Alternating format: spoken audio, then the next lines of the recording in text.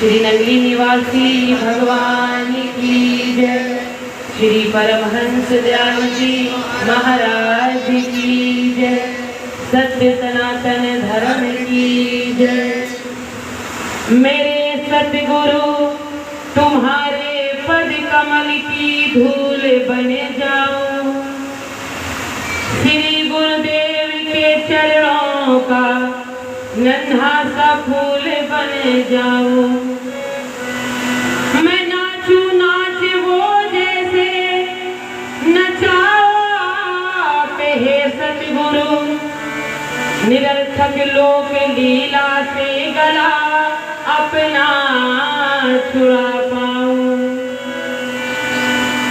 सब धरती कागज करूं लेखनी सब बन राय।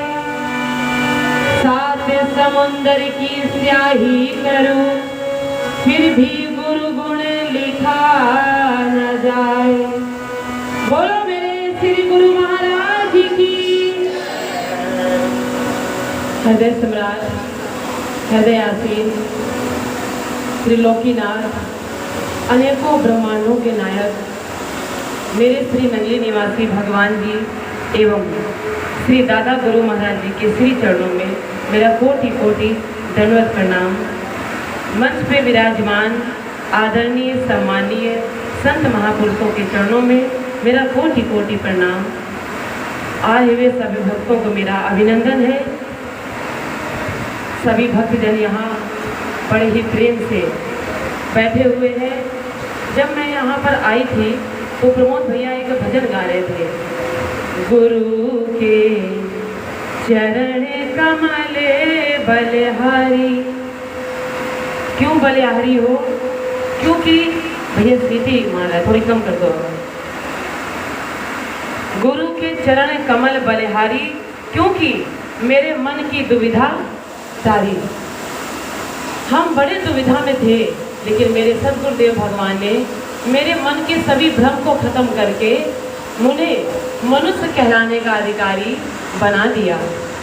अब सब ये बताएं कि आप कितने यहाँ पर मनुष्य बैठे हुए? जरा हाथ खड़े करें। कोई मनुष्य नहीं बैठा यहाँ पर, सारे जानवर हैं। श्री नगरी निवासी भगवान जी कहा करते थे, देखो प्रेमी, पहली बात तो मनुष्य जन्म मिलना अति दुर्लभ होता है, ये तो आप मान लीजिए। लेकिन उससे ज्यादा दुर्लभ होता है मनुष्यता को प्राप्त करना। ये गुरु महाराज जी कहा करते थे कि मनुष्य जन्म लेकर हम आ तो जाते हैं लेकिन मनुष्यता सभी के अंदर नहीं होती है। इस इतने बड़े ब्रह्मांड में जरूरी नहीं है सारे मनुष्य ही हो,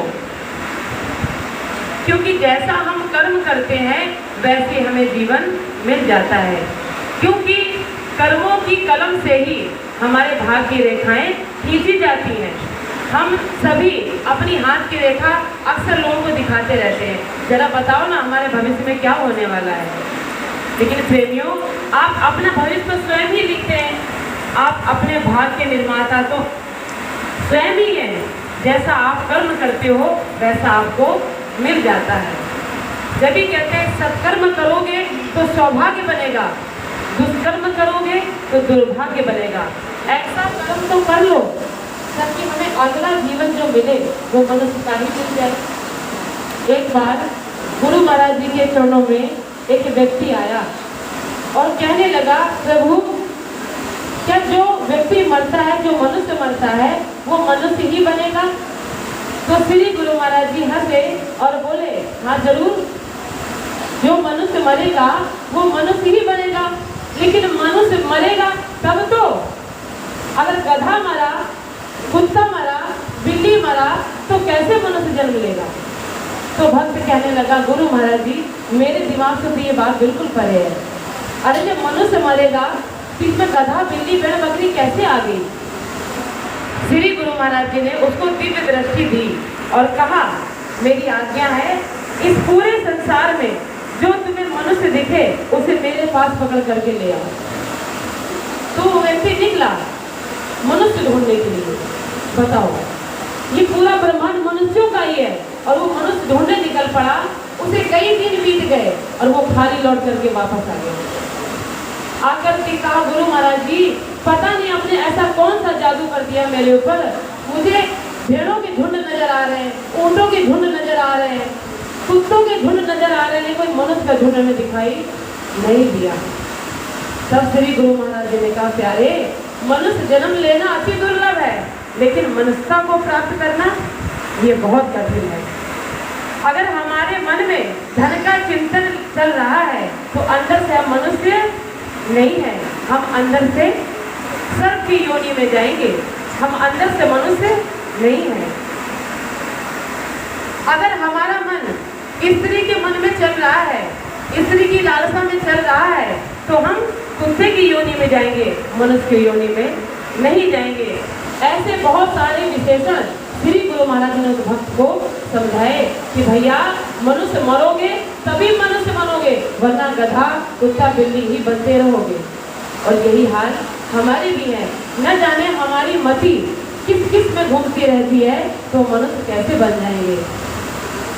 हम भजन इसीलिए करते हैं ताकि मनुष्य बन जाए, क्योंकि ये मन बड़ा चंचल है, कभी किसी बात को सोचता है, कभी किसी बात को सोचता है।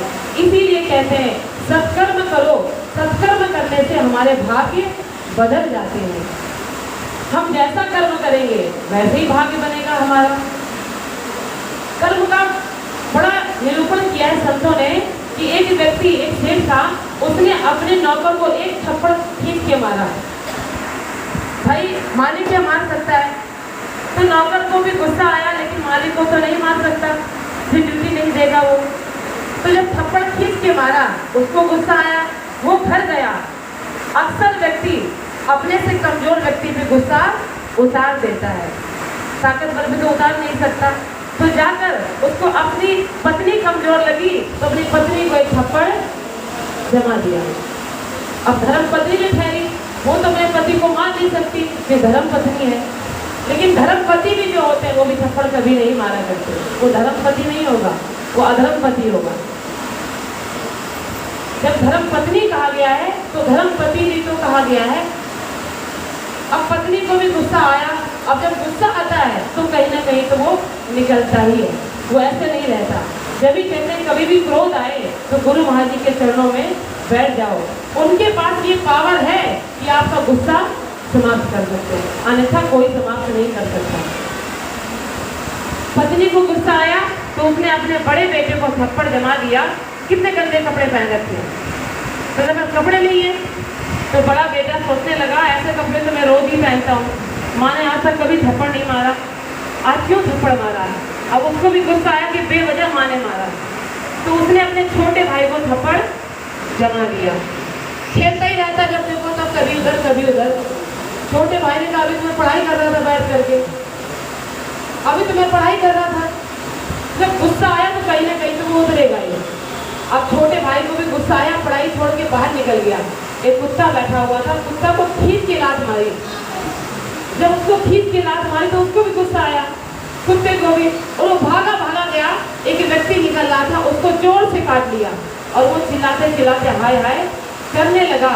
वो व्यक्ति वही था जिसने सुबह थप्पड़ मारा था, वो सेठ जिसने सुबह थप्पड़ मारा था। वो आपका कर्म लौट कर तुम्हारे पास ही आएगा, चाहे कब आए। इसीलिए कहते हैं प्यारे, कर्म अच्छे करो, आपके कर्म ही आपको सद्गति प्राप्त करवाते हैं। हम जैसा कर्म करते हैं, संतों की महिमा बहुत बड़ी है। ये सत्संग का ये दौर जो होता है, यही हमें ये सब बात सीखने को मिलती है कि हमें कैसा कर्म करना चाहिए। जब हम चोरी करते हैं तो हमारा भाग्य कमजोर पड़ जाता है, और जब हम सहयोग करते हैं तो हमारा भाग्य प्रबल हो जाता है। जब भंडारे करते हैं तो हमारा भाग्य चमकने लगता है, और जब भंडाफोड़ करते हैं तो हमारा भाग्य धूमिल पड़ जाता है।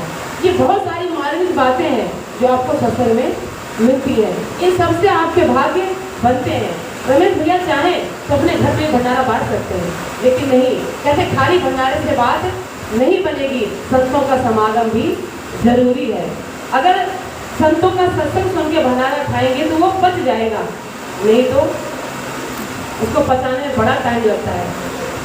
तो प्रेमियों, जो ये परमार्थ होता है, सहयोग होता है, इससे आपका भाग्य प्रबल होता है। आप जो दान करते हैं उससे आपका भाग्य प्रबल होता है। अपने भाग्य को कमजोर ना करो।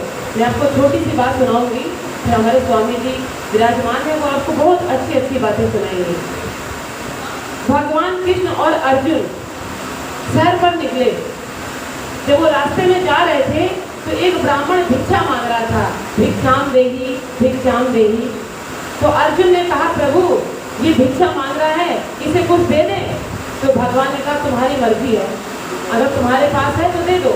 तो अर्जुन ने सोने की थैली थी, पोटली बंधी हुई थी, सोने के सिक्के थे बहुत सारे, वो पोटली निकाली और ब्राह्मण को दे दी कि जाओ, अब तुम्हें कुछ मांगने की आवश्यकता नहीं पड़ेगी, तुम सारा जीवन बैठ के खा सकते हो। वो ब्राह्मण भी बड़ा खुश हो गया कि आज के बाद मुझे मांगना नहीं पड़ेगा। बड़ा खुश होकर के कूदता फांदता जा रहा था, मैं अपने लिए महल बनाऊंगा, बंगला बनाऊंगा, गाड़ी लाऊंगा, घोड़ा लाऊंगा। बहुत एक पल में हजारों सपने देख लिए और उन सपनों में देखते देखते एक चोर आया, थैली ले गया। एक चोर निकला और पोटली छिना करके भाग गया। एक पल में सारे सपने चकनाचूर हो गए। घर पहुंचा, बहुत उदास था। पत्नी ने सारा बात बताया, आज ऐसा ऐसा हुआ, लेकिन हाथों में आई हुई दौलत भी वापस चली गई। अगले दिन फिर मांगने आया, फिर भगवान कृष्ण और अर्जुन शहर पर निकले और फिर वो मांगता मिला। तो अर्जुन ने कहा, प्रभु कमाल की बात है, कल मैंने इससे पूरी पोटली थमा दी, फिर भी आज मांग रहा है। तो अर्जुन ने जब बात उससे पूछी, उसने बताया। तो अर्जुन ने कहा, कोई बात नहीं, मैं तुम्हें आज एक बेशकीमती मोती देता हूँ, इससे तुम जो भी मांगोगे वो तुम्हें प्राप्त हो जाएगा। तो अर्जुन ने एक बेशकीमती मोती निकालकर उस ब्राह्मण को दे दिया। अब ब्राह्मण बड़ा खुशी खुशी घर गया। अब उसने सोचा, इतनी कीमती चीज है, इसे कहाँ रखूं? तो पुराने का जमाना था, एक घड़ा रखा हुआ था पुराना। पत्नी थी नहीं, पत्नी पानी भरने गई हुई थी मटके को लेकर के। अब ब्राह्मण देवता ने सोचा, ये पुराना मटका यूज का तो है नहीं, इसी में छुपा के रख देता हूँ। तो मोती उसी में रख दिया और जाकर विश्राम करने लगे। पीछे पानी भरने गई थी पत्नी, तो पत्नी से धोखे से घड़ा छूट गया और फूट गया। अब उसने कहा, पानी तो भरना ही है, अब मैं कैसे पानी भरूं? उसने याद किया, घर में पुराना घड़ा रखा हुआ है, उसे ले आती हूँ, उसमें पानी भर लूंगी। अब वो गई, उसे क्या पता उसमें मोती रखा हुआ है, भाई घड़े का मुंह तो छोटा होता है। अब जब वो लेकर के आई, जैसी टेढ़ा किया नदी में भरने के लिए, मोती सरक कर नदी में बह गया। अब पानी लेकर के आई, उतनी देर में पंडित जी की आंख खुल गई। अब उन्होंने यहाँ देखा, मटका नहीं है। उसने पत्नी को सुना दिए, बहुत अच्छे अच्छे सूत्र आते ही हैं। जब सुना दिए तो अब क्या करें, फिर पछतावा हो रहा है। फिर तीसरे दिन वो मांगने गए। भगवान कृष्ण कहते हैं, देख लो, फिर मांगने आ गए, अब देखो तुम्हारे पास कुछ हो तो। अर्जुन ने कहा, प्रभु ताज्जुब की बात है, मैंने 2 दिन कितनी बेशकीमती इनको चीजें दे दी, लेकिन इनका तो पेट ही नहीं भरता। अब मेरे पास कुछ नहीं है प्रभु। तो भगवान कृष्ण के पास वो ब्राह्मण आए और भगवान कृष्ण ने कहा, आज मैं तुम्हें देता हूँ। तो भगवान कृष्ण ने 2 पैसे दिए, उनके पास कोई दौलत नहीं थी। उन्होंने 2 पैसे दिए और कहा, अब तुम आगे मांगने नहीं जाओगे, फिर यहीं से अपने घर लौट जाओ। अब 2 पैसे लिए तो सही, लेकिन ब्राह्मण के दिल में ये आने लगा, इनसे अच्छे तो भगवान के भक्ति होते। भगवान ने 2 पैसे दिए जो मेरे किसी काम के नहीं, इससे अच्छे तो उनके भगत ही थे कि सोने के सिक्के, कहीं बेशकीमती मोती से हमें नवा दिया। अब क्या करें, भगवान की आज्ञा थी, वापस लौटना था। जब वो जा रहा था तो सोच रहा था, ये मेरे किसी काम के नहीं है। तो उसी रास्ते एक मछुआरा मछली पकड़े जाल में जा रहा था। तो ब्राह्मण ने सोचा, ये पैसे मेरे तो किसी काम के नहीं है, चलो मैं इसकी जान ही बचा लेता हूँ। ये मछली बेचारी जा रही है, कहीं भी तो हलाल होएगी, ये किसको बचा लेता हूँ, 2 पैसे में आ जाएगी। तो ब्राह्मण ने 2 पैसे से उस मछली को खरीद लिया और कहा, खरीद करके मैं इसे नदी में छोड़ दूंगा। और जैसे वो मछली खरीदी और नदी में छोड़ने गए, तो जैसे उन्होंने छोड़ा, मछली उल्टी हुई और उसके मुख से वही बेशकीमती मोती निकल पड़ा। पंडित जी ने देखा, अरे वाह, ये तो वही मोती है, मिल गया, चिल्लाने लगे। भाई खुशी की बोल तो बड़े तेज होते हैं। और उसी समय उसी रास्ते वो चोर भी जा रहा था जो पोटली चुरा करके भागा था। जब पंडित जी ने यहाँ पे आवाज लगाई, मिल गया, चोर ने सोचा मैं मिल गया, उसने कहा मैं मिल गया, अब तो मैं मारा जाऊंगा। तो वो भागा पंडित जी के पास आया, मुझे क्षमा कर दो, मैंने चोरी की थी, ये लो अपनी पोटली, और मैं तो चला। 1 मिनट में ब्राह्मण ने सोचा अर्जुन ने मुझे 2 दिन सब कुछ दिया, दोनों दिन मेरा छिन गया, और भगवान ने मुझे 2 पैसे दिए तो मेरा सब कुछ मिल गया वापस। अर्जुन भी ये बात भगवान कृष्ण ने पूछने लगे कि प्रभु क्या चमत्कार है आपका। तो भगवान कृष्ण ने कहा, जब जब व्यक्ति अपने बारे में सोचता है केवल, तब वो अधोगति में चला जाता है, और जब जब वो किसी और के बारे में सोचता है तब उसका भवसागर से बेड़ा पार हो जाता है। जब उसे तुमने धन दिया तो उसने अपने बारे में सोचा, मैं महल बनाऊंगा, बंगला बनाऊंगा, और जब उसे 2 पैसे मिले तो उसने किसी की जान बचाने के बारे में सोचा, वो सब कुछ मिल गया। प्रेमियों, इस छोटी सी बात में बहुत बड़ा रहस्य है कि जो दान करता है, जो परमार्थ करता है, वो दुनिया में कभी गरीब रह ही नहीं सकता।